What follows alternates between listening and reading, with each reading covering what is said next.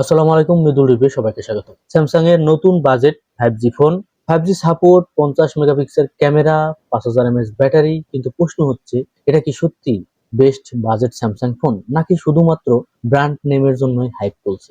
আজকে আমরা পুরো সত্যটা বের করব। আজকে আমরা যে ফোনটা নিয়ে রিভিউ করতে যাচ্ছি, স্যামসাং গ্যালাক্সি M06 নিয়ে। এই ভিডিওটা শেষ পর্যন্ত দেখবেন, কারণ এই ভিডিওতে আমি এই ফোনটার ফুল রিভিউ করতে যাচ্ছি এবং কারা কিনবেন কারা কিনবেন না সবকিছুই আসলে জানতে পারবেন। তো চলেন, এক সেকেন্ডও স্কিপ করবেন না, তাহলে কিন্তু অনেক কিছুই মিস করতে পারেন। বক্স থেকে যখন আনবক্স করব, ভিতরে আমরা কি কি পাচ্ছি। প্রথমে ফোন পাবেন, একটা চার্জার পাবেন, টাইপ সি কেবল পাবেন। স্যামসাং এখানে ক্লিন এক্সপিরিয়েন্স রাখছে, আর নেসেসারি কিছু নেই। তাছাড়া ফোনটা আমরা কোথায় পাবো, ভেরিয়েন্ট গুলো যদি একটু বলি, ফোনটা আপনারা অফিসিয়ালি পাবেন 4 জিবি র্যাম, 64 জিবি স্টোরেজ, 21,199 টাকার কাছাকাছি ফোনটা পেয়ে যাবেন। এবং আর একটা ভেরিয়েন্ট পাচ্ছেন 6 জিবি র্যাম, 128 জিবি স্টোরেজ, 27,499 টাকার কাছাকাছি ফোনটা পেয়ে যাবেন। চলেন এবার আমরা ফোনটা ডিজাইন, বিল্ড কোয়ালিটি নিয়ে যদি একটু কথাবার্তা বলি। ডিজাইনটা স্লিম, 8.8 মিলিমিটার, এবং লাইট ওয়েটটা যদি বলি 191 গ্রামের কাছাকাছি। প্লাস্টিক বিল্ড হলেও গ্রিপটা মোটামুটি ভালো। ডিজাইনটা একদমই সিম্পল। ফোনের আশেপাশে যদি দেখি, আপনারা সাইডেই পাওয়ার বাটনেই ফিঙ্গারপ্রিন্ট সেন্সরটা পাবেন, যেটা মোটামুটি দ্রুতই কাজ করে। 5G সাপোর্ট পাচ্ছেন অ্যান্ড্রয়েড 15 পাচ্ছেন, তবে এখানে অ্যান্ড্রয়েড 16 দিলে ভালো হতো। ওয়ান ইউআই কোর 7 পাচ্ছেন, 3.5 হেডফোন জ্যাকটা পাচ্ছেন, যেটা আমরা অনেক ফোনে মিস করি, এখানে পেয়ে যাচ্ছি। এক্সপিরিয়েন্স স্ট্রং, হাং সাপোর্ট পাচ্ছেন। Samsung software clean plus stable.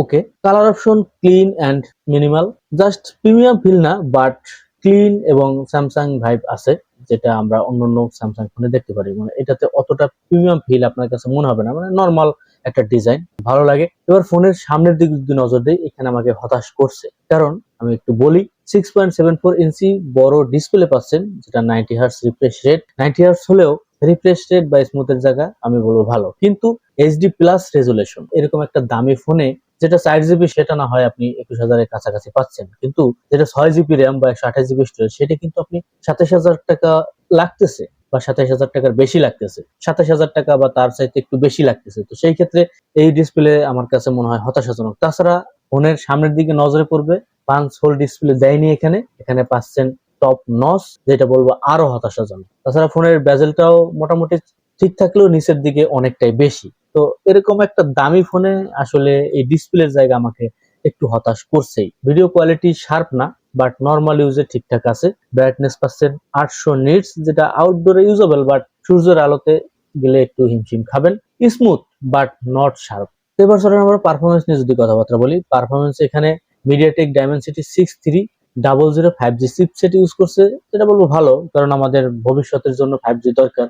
তো ডেইলি ইউজিং স্মুথ, মোটামুটি ঠিকঠাকই আছে। Social app no problem. Gaming এর যদি আসি, free fire smooth, PUBG medium setting এ প্লেবল করতে পারবেন। 4 GB RAM, 5G support, just এটা ভালো কিছু করছে, মানে ব্যালেন্স পারফরমেন্স প্লাস 5G পাচ্ছেন, এটা বলতে পারি। তবে দামটাও তো বুঝতে হবে, এই দামে তো 5G আমরা পাচ্ছি, কিন্তু গেমিং এর দিকে আর একটু স্টেবল করলে ভালো হতো। এবার আমরা ক্যামেরা নিয়ে যদি কথাবার্তা বলি, ক্যামেরা হিসেবে এখানে 50 মেগাপিক্সেল মেইন ক্যামেরা দিয়েছে, যেটা day light, good details, natural.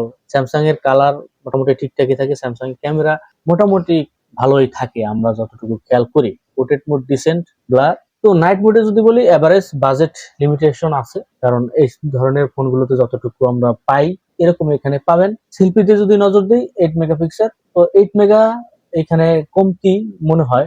Social media ready টাইপের ফটো পাবেন, 8 মেগা হলেও 8 মেগা কাজেরই দেওয়ার চেষ্টা করে। এই বাজেটের ফোনগুলো যেমন দেখেন ক্যামেরা হিসেবে সেলফিতে, এখানে তেমনটাই আপনারা দেখতে পাবেন। ভিডিও রেকর্ডিং করতে পারবেন 1080p এবং 60 fps, যেটা বলবো একটা ভালো অপশন, কারণ 60 fps আমরা অনেক সময় দেখি না, 30 fps দেয়। তো এখানে ভালো একটা কিছু করছে। Decent camera, Samsung colour advantage. Samsung বরাবরই ক্যামেরাতে ভালো করে, আমার কাছে ভালো লাগে। তার কাছে কেমন লাগে অবশ্যই কমেন্টে জানাবেন। তো চলেন এবার আমরা ব্যাটারি নিয়ে যদি কথাবার্তা বলি। ব্যাটারি এখানে 5000 mAh ব্যাটারি দিচ্ছে, ইজিলি আপনারা একদিনের একটা ব্যাকআপ পাবেন।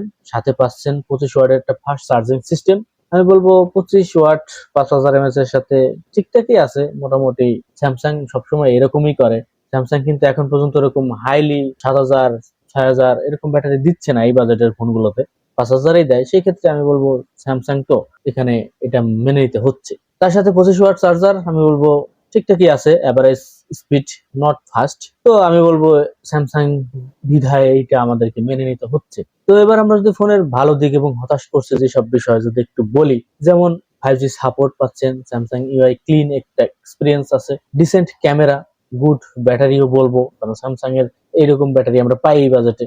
ট্রাস্টেড একটা ব্র্যান্ড পাচ্ছেন, এইটাই হতাশ করছে যেসব বিষয়, যেমন HD plus display, top notch, 4GB RAM, একদমই লিমিটেড এই বাজেটে আর একটু ইমপ্রুভ করতে পারতো, স্লো চার্জিং, এখানে একটু ব্যাপার আছে। ফাইনালি যদি বলি এই ফোনটা আসলে কাদের জন্য, আসলে কাদের জন্য না, এটা যদি আমি বলি, এই ফোনটা যারা চান স্যামসাং ব্র্যান্ড ট্রাস্টেড করেন তাদের জন্য ঠিকঠাক আছে, ক্লিন ইউআই একটা এক্সপিরিয়েন্স পাচ্ছেন। 5G যারা চাচ্ছেন, কারণ বাংলাদেশে 5G চলে আসবে সব জায়গায়, সেই ক্ষেত্রে দেখতে পারেন। আর যারা আসলে অ্যাভয়েড করবেন, যাদের জন্য না, যেমন বেস্ট পারফরমেন্স যদি চানের চাইতে, তাহলে এটা অ্যাভয়েড করাই ভালো। শার্প ডিসপ্লে, এই বাজেটে অন্যান্য ফোনগুলো কিন্তু শার্প ডিসপ্লে পাওয়া যায়, এবং চার্জিং এর দিকেও যদি আপনারা চান অন্যান্য অপশন দেখতে পারেন। তাহলে এখন আপনি বলেন, আপনি কি স্যামসাং নাকি চাইনিজ কোনো ব্র্যান্ড নেবেন? অবশ্যই কমেন্টে জানাতে ভুলবেন না।